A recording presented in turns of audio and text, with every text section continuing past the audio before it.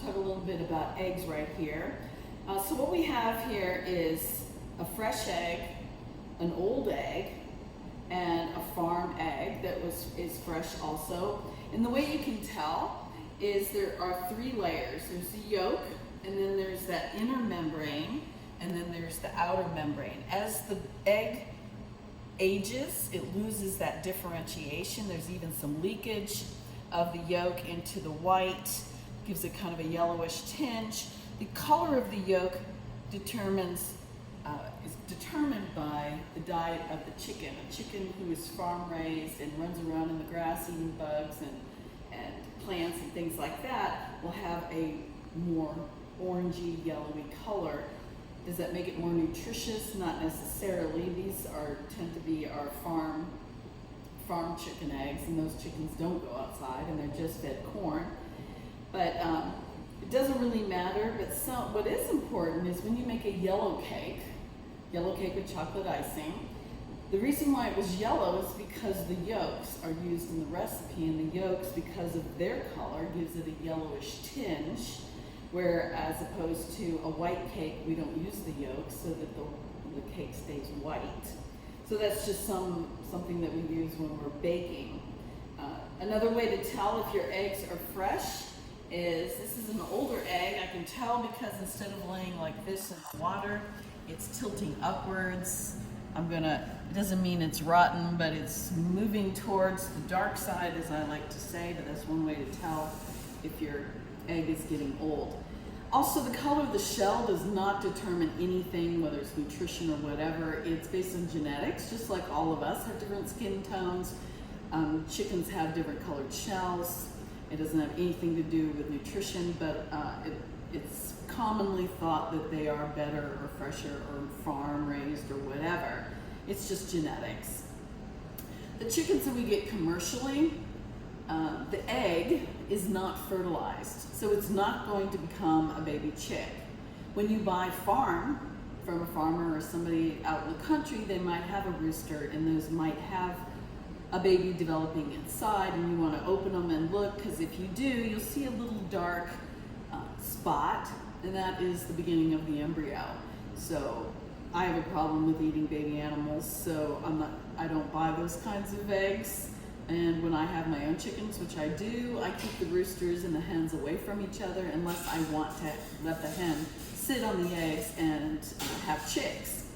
So understand that about all of the eggs that we buy commercially are not going to make a baby because they haven't been fertilized. Some of the other products you can buy if you don't want to use fresh eggs, we can also buy them already packaged in containers. But you want to go ahead and read the back of the ingredients, because for this product, it's a Kroger product, it is just whole eggs, period, the end. That would be great. That's excellent. I don't have to deal with the shell. It's been pasteurized. I don't have to worry about salmonella. But this product right here is a real egg product. It's made with egg whites, but it's also got guar gum, xanthan gum. All of those are thickeners. It has salt. They've added a flavoring, onion powder, and then they also added some color with beta carotene to make it look like the yolk. Then they added some vitamins, vitamin E, calcium, some iron, which isn't a bad thing, but I don't want all of those things in my eggs. And I don't want onions because I want to control the flavor of the onions, so be aware. This is a pure egg white product. If those of you that consume egg whites, there's no additives to it. It's just pure egg whites, which is great. This would kind of be like the commercial product, egg beaters. For the vegans, this is a fairly new product called Just Egg. It's made with water, mung bean protein isolate, some canola oil, and then they've also added onion and gums and some carrot extracts to make it an orangey color, so it looks like it has a yolk. Some salt, sugar, tapioca syrup, things like that. Again, they go to a lot of trouble processing something to be vegan. There are other vegan choices which are on the PowerPoint. We also have a powdered egg product, and you can get powdered real eggs. They're not very popular. They're used in the military or used as commodities. They're great to bake with. We just have to add a little more liquid to the recipe, but they work just like an egg as a binder in cooking.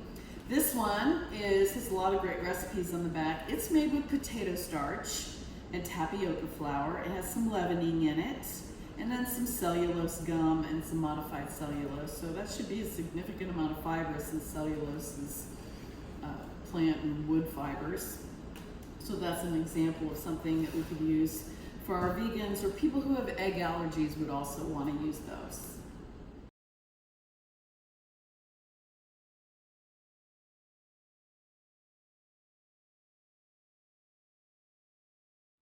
So we have some choices of some non-dairy products. The milk industry, USDA has actually identified milk as the substance that comes from the mammary glands of animals with mammary glands. Those tend to be cows, goats, sheep, things like that. But really anything that has a mammary gland, if you could get enough milk, you could.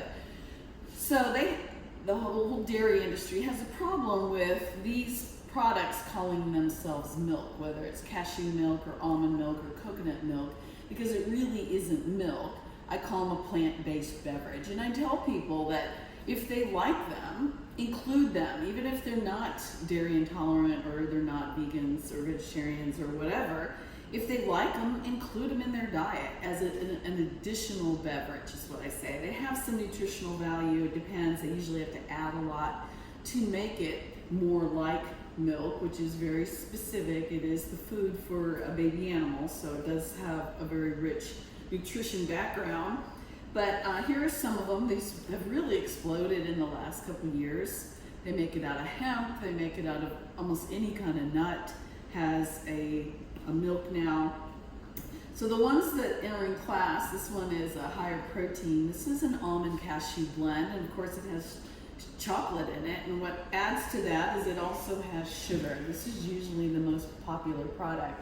It's a very good product, and if you have a child who's maybe a picky eater and they don't like to drink dairy products or whatever, this would be something that they would probably like a lot.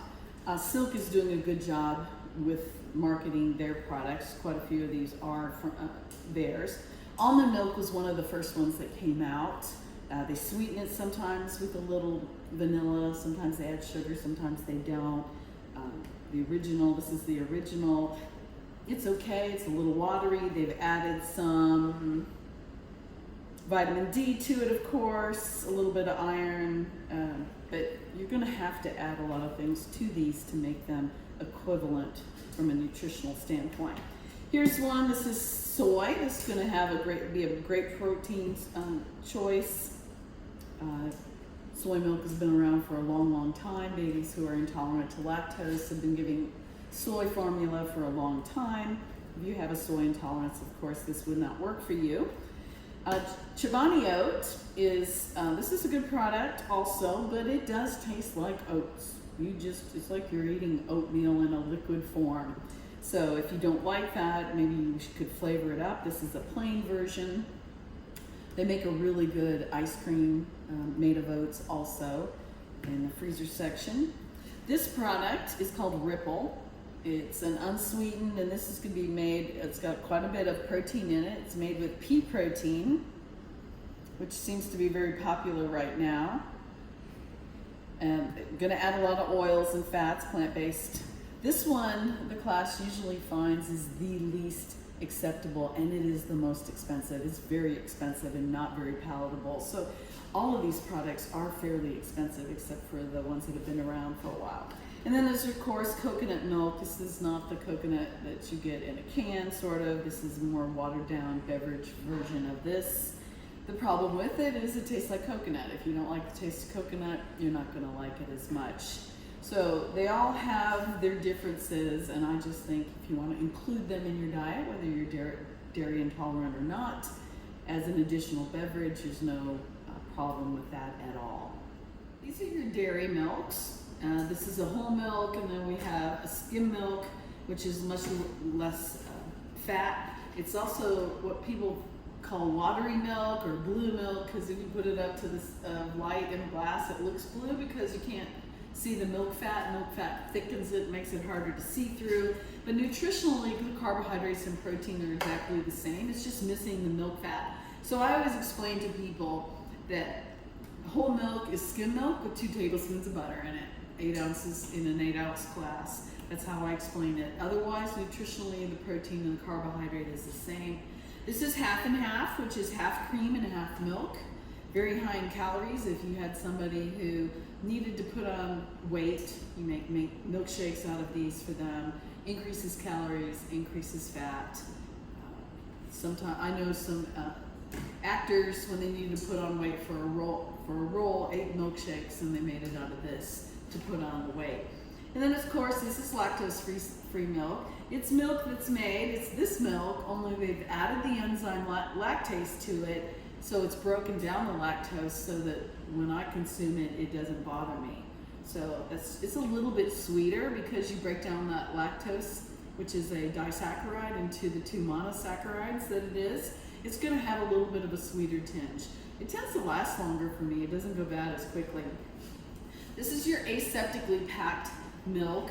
It doesn't need refrigeration because of this packaging. Plus, it's been ultra pasteurized, meaning it's killed a lot of the bacteria, both the pathogen and non-pathogenic. That's great for people that want to have issues with refrigeration. It is more expensive because of the packaging. Your non-fat dry milk is a very inexpensive form of milk. Your great-grandmother used to use it during the Depression, that kind of time in the 30s. It was pretty common. The government would give it out to people. Just add water and stir. It does have an off flavor. You want to make it early and let it sit for at least 12 hours. You could add a little vanilla extract to it or any flavoring to make it hide that little funny aftertaste. I grew up on this. I understand what it is. I like to add it to food if I'm trying to boost the protein or carbohydrates or calories in maybe somebody who has a swallowing disorder or is failure to thrive, needs some calories. It'll help boost the protein. I just add it and stir it into the mashed potatoes or gravies or things like that to add the nutritional value. Then we have our canned milks that are shelf stable. So evaporated milk is exactly that. They've evaporated the water, it's concentrated, it has a more concentrated nutritional effects. Just more calories, more carbs, more fat because it's just a concentrated form. And then if you go ahead and concentrate it and add sugar, it becomes sweetened condensed milk. This is delicious on its own because it's so sweet and very good, but you can cook this down, get it brown, and start making candies out of it, and that's what a lot, especially your Hispanic candies, milk candies are made with sweetened condensed milk, or you can just buy this, which is a product that's already made. If I opened it, it would be a caramely brown color. It's just kind of like almost burnt milk with sugar. It's very delicious. All my husband's family, they just grab a spoon and eat it right out of the can. It's so good. Then you can also buy goat milk either in a can or it's also available at some grocery stores. Some people feel goat milk is more easily digested. They like the flavor. It does have a unique flavor. This isn't in the lab, but I like to do this. I like to make butter and show people. They're fascinated. Actually, when I taught Intro to Nutrition, I did a face-to-face class. I actually hauled this to my classroom, and on a chair, I made butter for the class, and they could come up and taste it, and that's something that they remembered out of the class. All you need is a food processor. I got the blades. I'm going to mechanically separate the fat from the whey. You just need some heavy whipping cream. Just pour it in. You don't even have to measure it because that's it. It's going to be an unsalted butter. And I've already prepared some. I'm just giving it a big whip. The butter has separated. There's a little bit of liquid in there, but that is an unsalted whipped butter that I can use in cooking, put it on toast, whatever I want to do. I can flavor it, put some honey and cinnamon in it. I can add garlic to it to make it a garlic butter. And this is the homemade buttermilk we made with vinegar and milk, whole milk. You can see there's a separation now of the solid casein and protein in the milk, and then the whey is that's on top. As we continue to let this settle, it'll form curds. I could put it in some cheesecloth and let it continue to thicken. It's a little vinegary because of all the vinegar we added to get it to coagulate. And that top is whey. I like to use it in soups or something. It has nutritional value and you can use it, you just don't have to throw it away. So we have our two yogurts here. One is from Monday's class, the other one is from today's class. So I use Crocs, not metal, so it doesn't give any off flavors. So what we did is we scalded the milk, killed any bacteria, then we inoculated it with our own, I just bought some yogurt and we just added a couple tablespoons to it.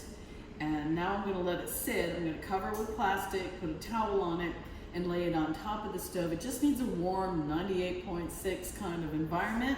The one we did yesterday, you can see it's already firmed up. It's only been 24 hours and it's firm, and the longer I let it age, the tartar it's gonna be.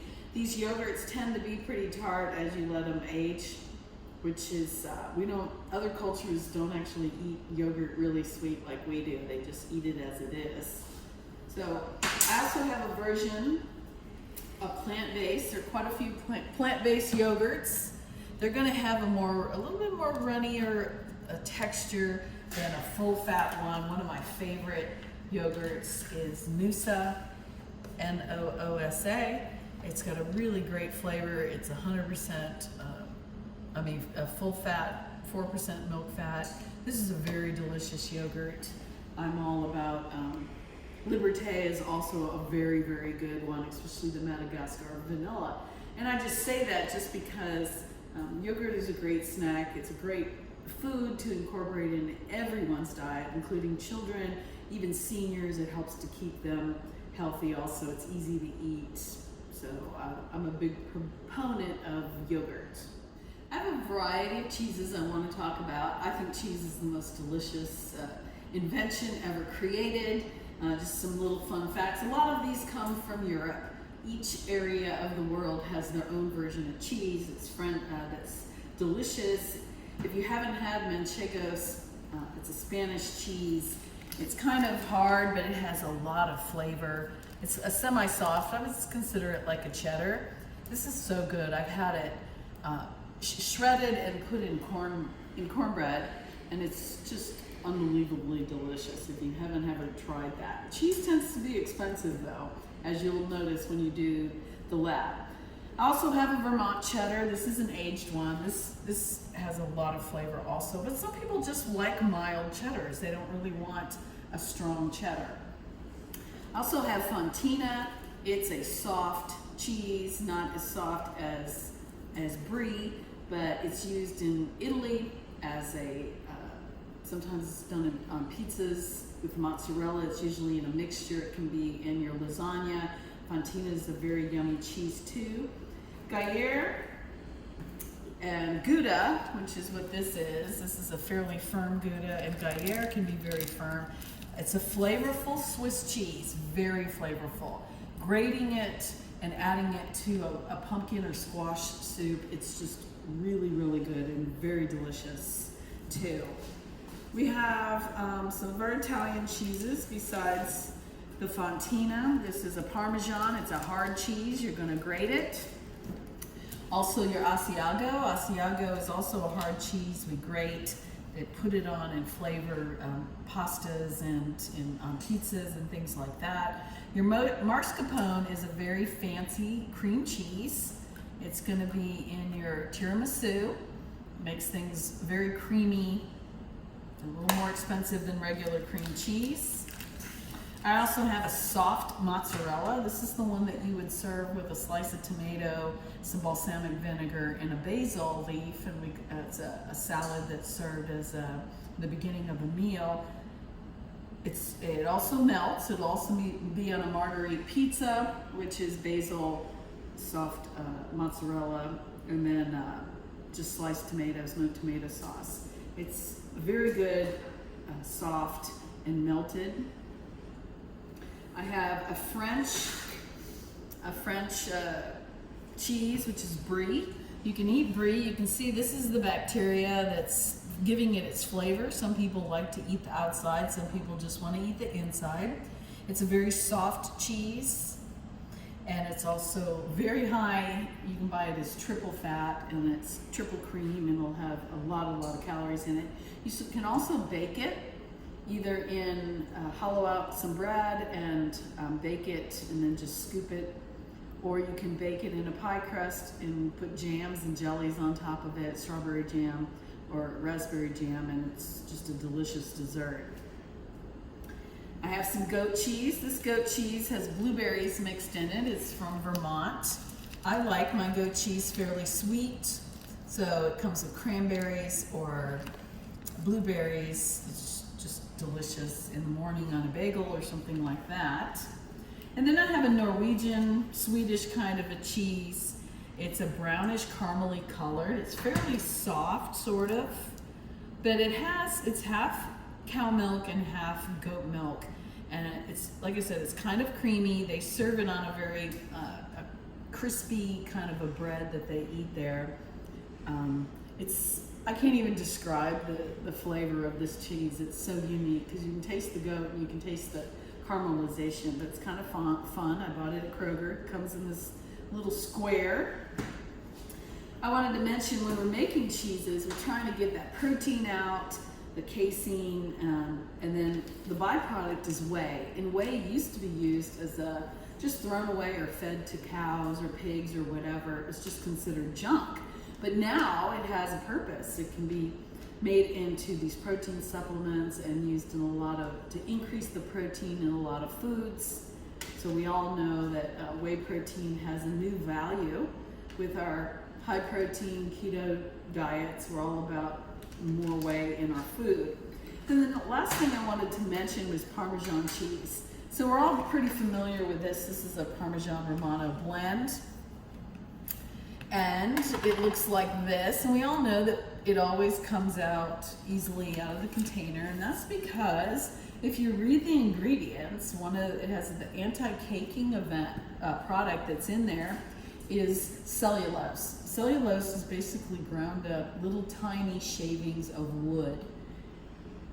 It's not always a bad thing because of wood is fiber, but I started looking in these things, and sometimes not this brand, but another brand, you can actually see these funny little fine curly shavings that are cellulose. I can't eat cellulose because I have highly fermenting bacteria, and they just like this a lot. So I buy one that doesn't have cellulose. It says no cellulose on the label. It tends to clump. You know, it's in a big clump there. It's not going to come out very easily, but I usually give it a good shake and I can get some of it out. But I just want you to be aware that when we read labels, sometimes we find things that we weren't expecting. And I understand that cellulose, it has a purpose. It is fiber. It has no nutritional value, but sometimes I want to know what's in my food. So I'm going to read my label.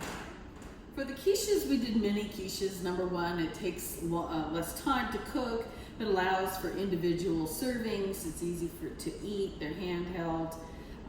The two versions we did the one with the eggs, the typical normal one. We put some spinach and onions and mushrooms in it. We did the one with the crust. I just bought a pie crust, refrigerated, unrolled it, cut it using a biscuit cutter, and it fits perfectly into a muffin tin. And then we fill them using a small scoop, filled it with the mixture. You can notice that there's some leavening. The eggs puff up quite a bit. We also did a couple that are crustless, meaning we didn't put any crust. That's perfect for people who are low carb or gluten-free. Allows them to have the eggs and the protein without having the crust. And then our tofu version of it actually turned out really, really well also. If I didn't tell you that there was no eggs in it, you probably wouldn't know. This is the crustless version. It also had spinach. It has a little more seasoning in it. The mustard is added to give it a yellowish color so it looks more like egg. Also, it had some cayenne pepper to make it a little spicy. It has a lot of flavor, and it's good because tofu tends to be very bland. So you need to add a lot of flavor to it. So the recipe turns out really nice, and a lot of people feel that it's even better than the little Costco frozen quiches. For the puddings made with various milks, you'll notice this one was done with a 1% milk fat, and these two were done with a full high-fat cream, 100%, not a half and half, but a full cream. And you'll notice the texture. This one is creamy. It's not going to have the mouth texture that the other one is going to have. When I show you this one, this is so dense from the whipping cream. It has the mouth texture of mousse. It's just really, really yummy. But talk about calories and fat. This is very high in calories and fat. But most people love it because it tastes like mousse. It's very foamy and firm, and if you chill it, it almost tastes like ice cream. For the hard-boiled eggs and cooking time, this one is the one cooked for 15 minutes. This one is the one cooked for an hour, 60 minutes. You notice the ring around the outside of the yolk is much darker. The white is discolored. And what you can't notice is a strong sulfur smell from this one, and that's the reaction that happens in the release of sulfur. So this is why we don't overcook eggs.